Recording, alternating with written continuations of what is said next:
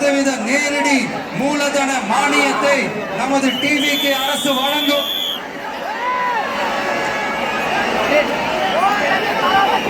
அடுத்து நம்ம எல்லாருக்கும் சோறு போடுற நம்ம தெய்வங்களான விவசாயிகளுக்கான கொஞ்சம் படிப்போமா?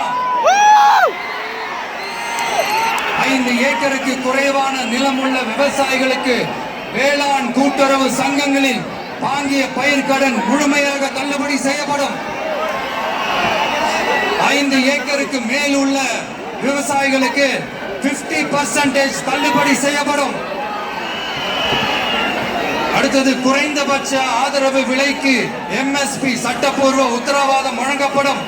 நெல்லுக்கு ஒரு குவிண்டாலுக்கு 3500 ரூபாயும், கரும்புக்கு டன் ஒன்றுக்கு 4500 ரூபாயும் வழங்கப்படும். உழவர்களின் தோழன் திட்டத்தின்படி குத்தகை விவசாயிகள் மற்றும் விவசாய தொழிலாளர்களுக்கு ஒரு குடும்பத்திற்கு ஆண்டுக்கு ரூபாய் 10,000 அவர்களின் நேரடி முதலீட்டு ஆதரவு தொகையாக வழங்கப்படும். 100% பயிர் காப்பீட்டு திட்டத்தின்படி பயிர் பாதுகாப்பு உறுதி செய்யப்படும்.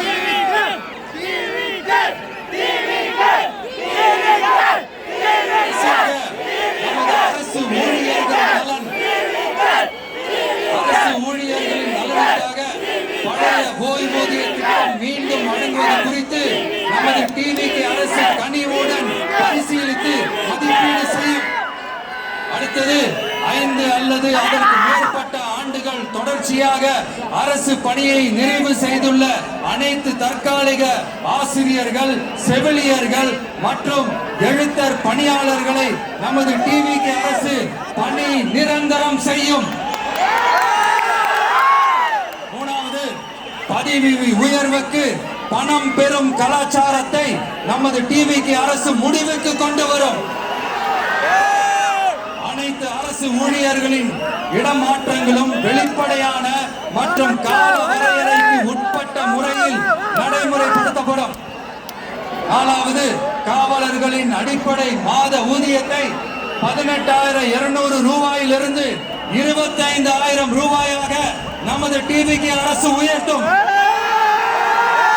அதிக மன அழுத்தம் உள்ள பணிகளில் ஈடுபடும் காவலர்களுக்கு பணிப்படியாக மாதம் 1000 ரூபாய் கூடுதலாக வழங்கப்படும். காவலர் நலன் மற்றும் பணி நிபந்தனைகள் சட்டத்தை, அதாவது police welfare and working conditions act, நமது டிவிகே அரசு இயற்றும். அச்சட்டத்தின்படி காவலர்களின் பணி நேரங்கள் முறைப்படுத்தப்படும். அதிக பணி சுமை கொண்ட காவலர்களுக்கு வாரத்திற்கு ஒரு சுழற்சி முறை விடுமுறையை உறுதி செய்யப்படும். சலவை படியை, அதாவது வாஷிங் அலவன்ஸ் 500 ரூபாயிலிருந்து 1000 ரூபாயாக உயர்த்தப்படும். மேலும் மதுரை, கோயம்புத்தூர், திருச்சி, திருநெல்வேலி, சேலம் மற்றும் வேலூர் ஆகிய இடங்களில் காவலர் நல மருத்துவமனைகள் நமது டிவிகே அரசு நிறுவும். கடைசியாக, பெண் காவல்துறை அதிகாரிகள் பாதுகாப்பு நெறிமுறை அல்லது பாதுகாப்பு பணிகளுக்கு பணியமர்த்தப்பட மாட்டார்கள். பெண் காவல்துறை பணியாளர்களுக்கென தனி ஓய்வறைகளும் நடமாடும் டாய்லெட் யூனிட்டுகளும் அமைக்கப்படும்.